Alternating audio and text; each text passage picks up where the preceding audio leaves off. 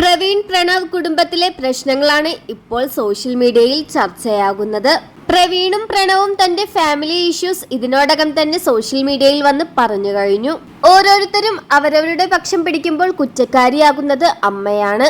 പ്രവീണിന്റെയും മൃദുലയുടെയും unmasking video കണ്ടതോടെ പ്രവീണിന്റെ അമ്മയുടെ തനി നിറം കണ്ട് ഞെട്ടിയിരിക്കുകയാണ് ആരാധകർ. പ്രണവിനും അച്ഛനമ്മമാർക്കും നേരെ വലിയ രീതിയിലുള്ള സൈബർ അറ്റാക്കുകളാണ് നടന്നുകൊണ്ടിരിക്കുന്നത്. ഏകദേശം 4 മില്യണോളം അടുത്ത് വ്യൂസ് ഉള്ള പ്രവീണിന്റെ എക്സ്പ്ലനേഷൻ വീഡിയോയും മറ്റേ വീഡിയോ 6 മില്യണോളം വ്യൂസ് കവിഞ്ഞിരുന്നു.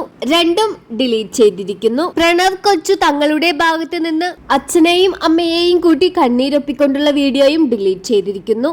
വീണ്ടും അവർ ഒന്നിച്ചിരിക്കുന്നു.